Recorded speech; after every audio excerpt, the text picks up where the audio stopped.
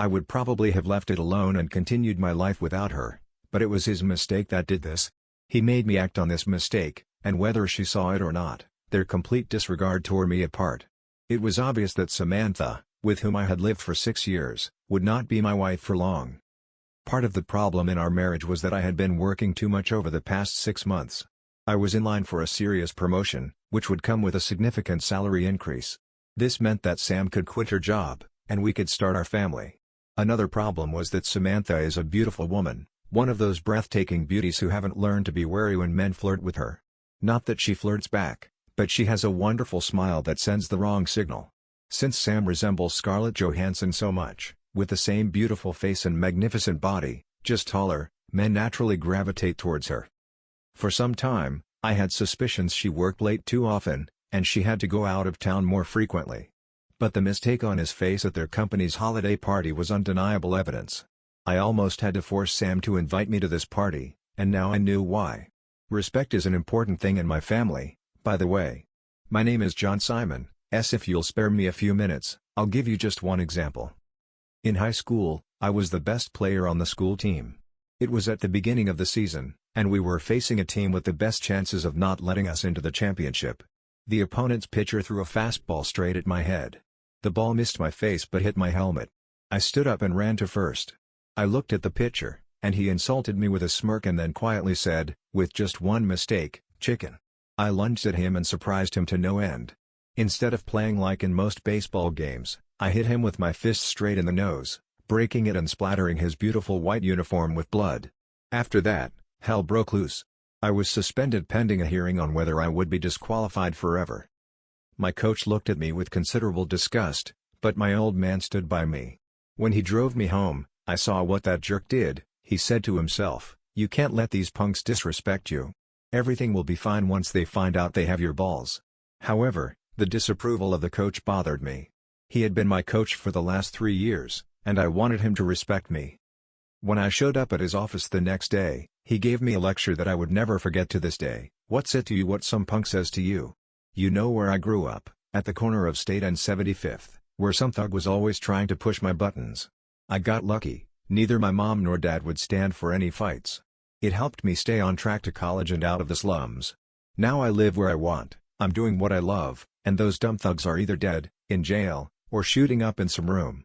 So here's the deal, if you play for me again, there will be no more fights, no matter what." In the end, I was disqualified for 3 games. Someone was looking out for me because Ron Mull, the opponent's catcher, showed up at the hearing. It seemed he was disgusted by how his coach was trying to win. The coach ordered the pitcher to throw this ball with the intention of permanently disqualifying me. Ron didn't want to win the title that way and saved my butt. Eventually, Ron became the catcher on my college team and ultimately the best man at my wedding to Sam. Let's get back to the present. I could have handled this if Samantha had shown a little respect and simply said, "It's over, and I'm leaving." I've been dumped before, true, not since college and not by a woman who stood in front of 100 of our friends and relatives and swore to love me forever. But I could have handled it, trust me. Ever since Sam chose her path, obviously by screwing her colleague, Jacob Harris, and then coming home to spare me a few seconds, I felt like one of those cartoon characters. My coach whispers in my left ear, "Take the high road and walk away," while my dad shouts in my right ear, "Crush them both, son." It didn't take me long or any secret spy tricks to get the solid evidence I needed. On Monday morning after the party at her company, I quit my job, hired a divorce attorney, and enlisted a private detective on the 1st. On the night of that same week, when Sam called me saying she was working late, I called a former police detective, and he followed them to the jerk's townhouse. There are no photos of them actually having sex, but I'm sure they didn't spend 2 hours at his townhouse analyzing spreadsheets. Everything was ready for Sam's next visit to his home on Friday evening. She called me to say that she and a couple of women from the office were going to have drinks and dinner. "Don't wait up, John," she said. "It's been ages since I had a girls' night out." An hour after her call, I drove to the address given to me by the detective and saw Sam's car parked in the driveway. I knocked on the door and was surprised when he opened it wearing a robe, with the same smirk. "No need to hide, Sam," I said. Descended the stairs in a robe just like the jerk. I almost smiled. "Sam, here are the divorce papers. Find yourself a lawyer and have them or him contact mine to arrange the settlement." Don't come home tonight or at any other time before tomorrow evening. By then, I'll have packed my things from our apartment, and you can return." Sam took the envelope as if it were radioactive. "John, my parents and my brother's family were supposed to come for a late breakfast tomorrow. What should I tell them if I'm not there?" "No problem, Sam. Just before you came here, I emailed your brother and gave him this address. I told him that you and Jacob will be hosting your family here, not at our apartment. I assume he'll get the message in time. If not, I'll inform them of a change of venue when they come tomorrow. Goodbye." I looked at Sam. She started to tremble and cry, but then I saw it on her left hand, and I almost lost my composure. "Sam, you didn't even have the decency to take off my grandmother's wedding ring when you slept with that bastard. Give it to me now. The ring you gave me is in the envelope with the divorce papers." Sam finally broke down but still took the ring off her finger. I left without saying another word. I wasn't entirely surprised when there was a knock on the door at 11 a.m. on Saturday. Perhaps her brother hadn't received my email after all. This is going to be awkward, I thought, peeking out the window and seeing Sam's family on the porch. I had no idea how awkward it would be until I opened the door. "John, we're sorry. I received your email and talked to Sam. Can we come in and talk?" Over the next hour, her brother, mother, and father did everything they could to convince me that I should let Sam come home and abandon the divorce. It seems Sam had gone to her brother's home after I left her and Jacob. She confessed everything and asked for their help. Sam knew I loved her parents, especially since my own parents moved to the Sunshine State after my father retired. They talked about counseling, forgiveness, regrets, and so on. I spent the next hour trying to convince them that it wouldn't happen. Nobody was happy, and there were no smiles as they left. It took all my willpower not to hug my mother-in-law when she stepped onto the porch. She was crying, and I wanted to tell her everything would be okay, but it wasn't so. I refrained from embracing her. Over the next few months, we danced around each other as usual until the divorce became final. She wanted to talk, I didn't. Her lawyer sought advice, mine said it would be a waste of time and money. The marriage was irretrievably broken due to my wife's infidelity. A week before the divorce, Ron invited me over for dinner. He knew more unpleasant details about why Sam and I split than I did because his wife, Jelly, still occasionally communicated with Samantha. I sat in his kitchen, watching Jelly prepare dinner. Jelly, as we all called her, was 7 months pregnant and positively glowing. Ron saw me looking at her belly and understood what was on my mind. "John, let's step out onto the porch and chat. Meet you there. I'm out of beer." I headed to the fridge and, on the way, hugged Jelly around the waist. "He adores you, Jelly. Never let him down. Why should I bother? John, I love this man, and soon we'll have a little boy. I'm not crazy." That's what I would have said about Samantha a year ago. Look at us now. 6 days after the divorce, Sam got herself a fool. I'm nowhere near as stupid. Ron won't try to talk me out of this, will he? Go there and hear what he has to say. I'll tell you what I tell Sam every time she calls: I'll support both of you in any way I can, except for expressing my opinion to either of you about what you should do. I kissed Jelly on the cheek and stepped outside. I handed Ron one of the beer cans and waited. "John, Sam wants to meet with you and talk before the divorce is finalized. She called me and asked me to invite you." That's not surprising. I thought about it a bit because she's asked before. Why should I give her the satisfaction of her remorse? All it'll do is soothe her, and I'm not going to give her that. I wouldn't either, John, but let me ask you, do you have any unresolved questions she can answer for you? If so, lay it on her. Get your questions answered first, then do whatever you want, leave, stay, listen to whatever. What he said made sense. "So, you didn't call me here to give her another chance?" "No, John. I only want the best for you. If that means divorce, then I'm with you." I met Sam the evening before our court hearing at a small cafe. We asked for a table in a quiet corner. "Thank you for meeting with me, John," Sam said, looking like she was about to burst into tears. It took all my willpower not to think about her. "Sam, I know you have something to say to me, but first I have a couple of questions." The waiter chose that moment to take our drink orders and start talking about the chef's signature dishes. I interrupted him as politely as I could, ordered a bottle of wine and a chef's salad for two, and asked the waiter to please leave us alone as much as possible. He understood. "Sam, my first question is why? I thought we had something special." "We were special, John, but the reasons for my actions, it's all old cliches. We were together and exclusive for 7 years. I was tempted by a cute guy at work who complimented me at every opportunity. You spent more and more time thinking about work or being on it. That's unfair, Sam. You know I spent hours just to get that promotion you wanted, to be a stay-at-home mom, and I tried to make that possible. I know that, John. I knew it back then too, but at that time, I was selfish and wanted it all. Right now, I can't believe how badly I messed up. We had less than a year left before our kids were born. I even had names picked out. Tears streamed from her eyes, and I still resisted not holding her hands. Okay, I promised myself I wouldn't ask, but I need to know, was he so much better in bed than me? Sam surprised me. She started laughing through her tears. No. He wasn't even close to being good in bed. I never had to fake it with you, Sam said, not noticing as the waiter approached her from behind when she said this. And when he served the wine, he seized the moment to look at my knees and grin as he walked away. Sam blushed beet red, and we laughed together for the first time in 6 months. We finished our salads and wine. Sam spent time trying to get me to accept her apologies, but I wouldn't give in. I told her I might someday, but it was too harsh and too soon. As we got up to leave, Sam dropped one last bomb on me. This is another reason for my actions, John. Sometimes you can be as cold as ice. Our marriage will be over tomorrow, and you're like a statue, no tears, no screams. I cry myself to sleep every night. Did you really ever love me, Sam? I love you more than you can imagine, but first let's clarify a couple of things. Several times tonight, you mentioned your actions. Let's call it what it was, you cheated on me, Sam. You slept with another man when you should have been faithful, betraying everyone else. Secondly, whether I go home tonight and get drunk or cry, that's my business. Most likely, after our divorce tomorrow, you and he will become a couple. He has already shown what he thinks of me by sleeping with my wife, ruining my marriage, and laughing at me the whole time. If I cry now or tell you about my bad nights, you'll surely tell him someday. Then that arrogant jerk will laugh at my expense again. Don't push me, Sam.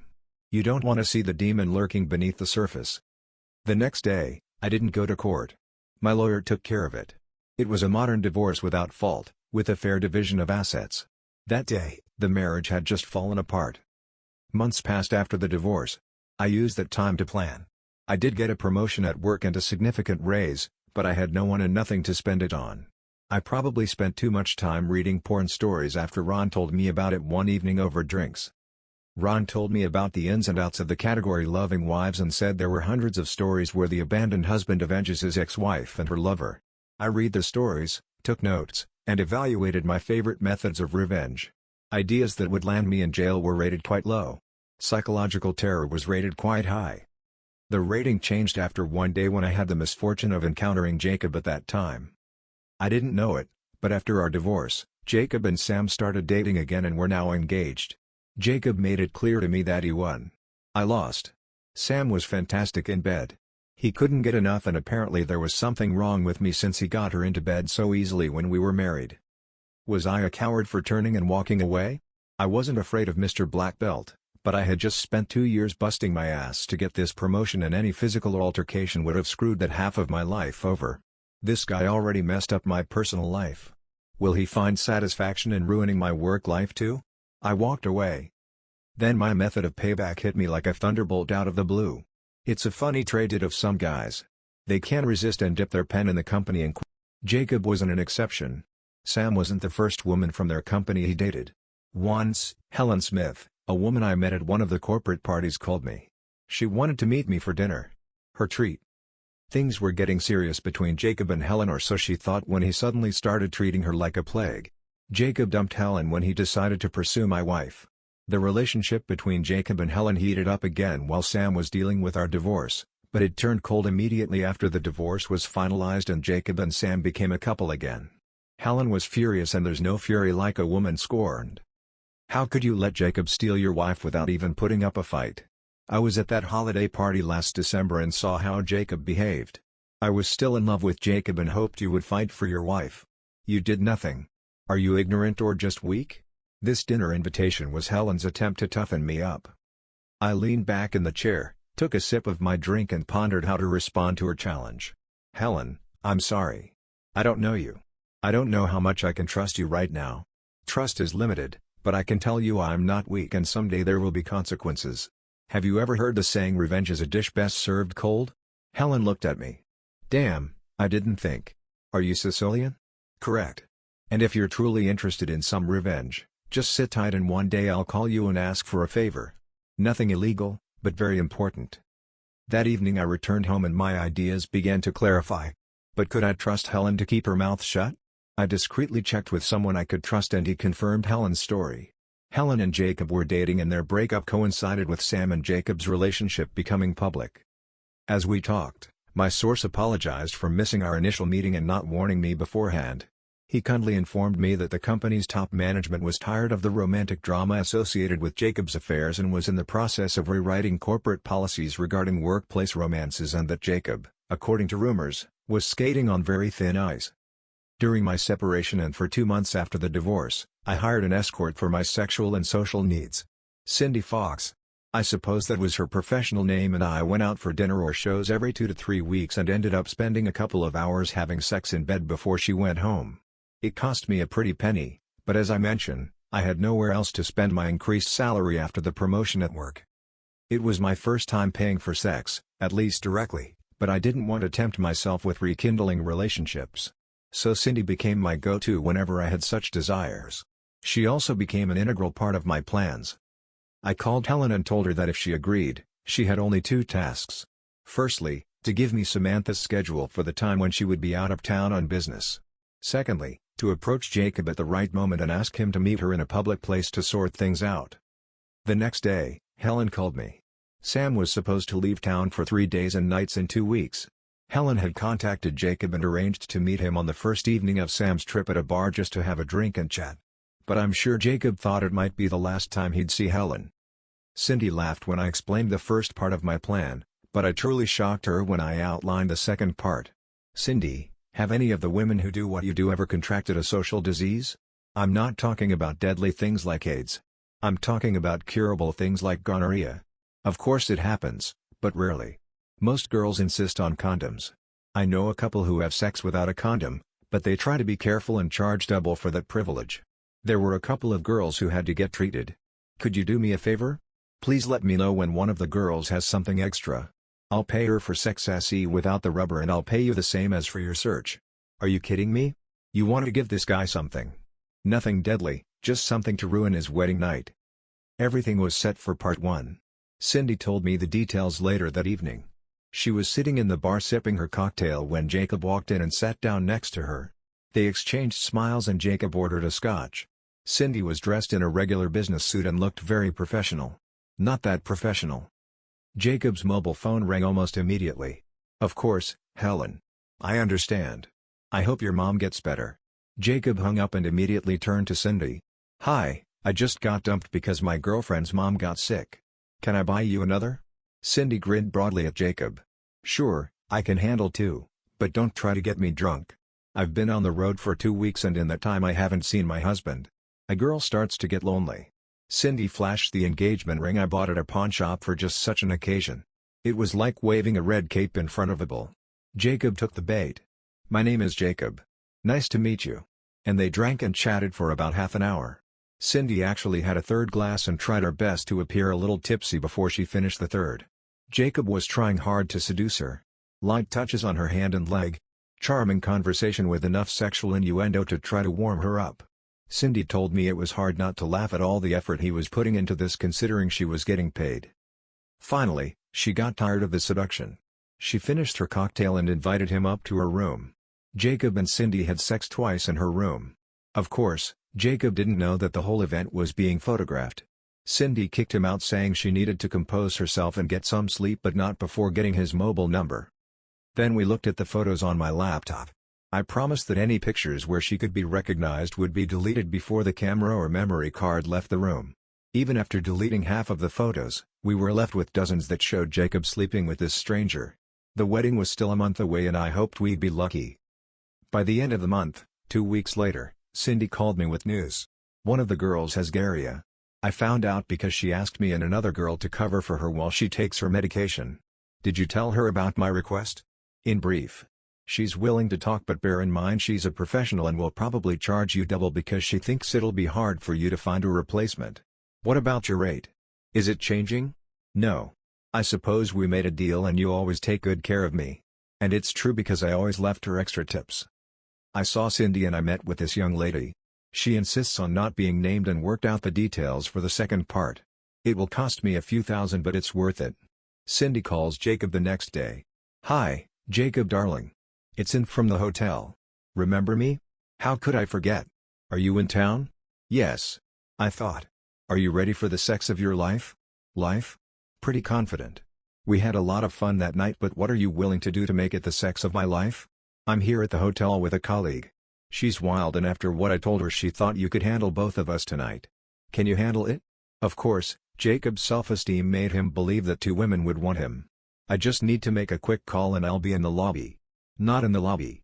Just come up to room 449. We'll be here. Bring some chilled vodka. When Jacob arrived at room 449, our mysterious girl was there, but Cindy was not. Where's Ann? He asked. Ann got a call from home. Her son got sick and she went back to her room, introducing her husband to the schedule.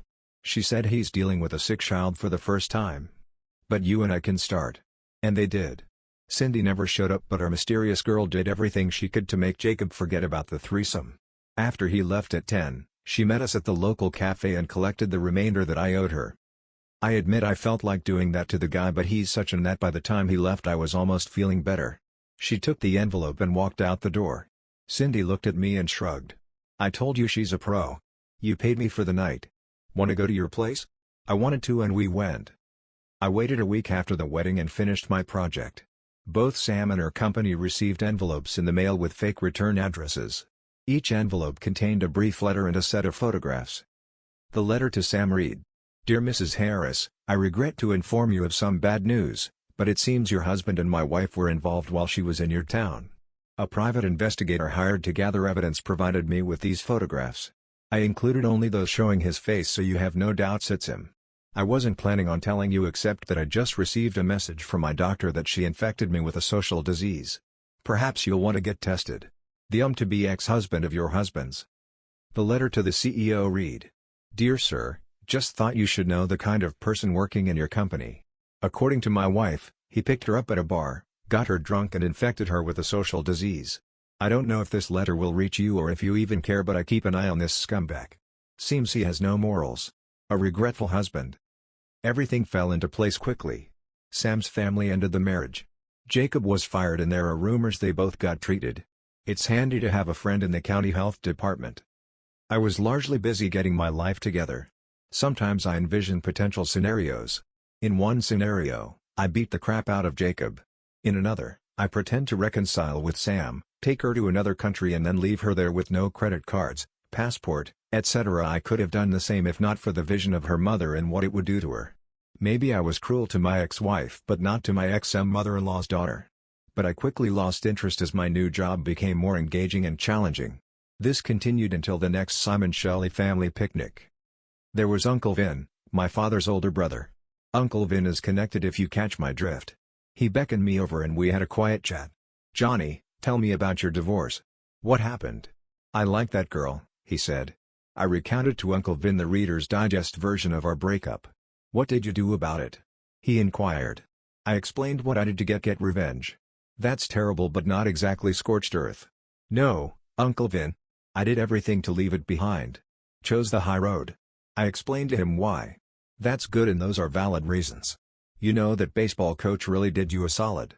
Uncle Vin wasn't exactly a big fan when it came to racial issues, but he always found it amusing that a black man from the Chicagos had as much impact on my life as my father. If you had followed your hot-headed dad you wouldn't be the man you are today. Many times I had to calm down my younger brother, otherwise he'd end up dead or in jail. Have you ever talked to Coach Price? Just a few times and not since I was in my last year of college. I sort of lost touch with him. You should look him up. He volunteers at the Boys and Girls Club in West Palmer. Let him know what he did for you. Men like to hear that from time to time. But right now go to your dad. Give him a hug and tell him you love him.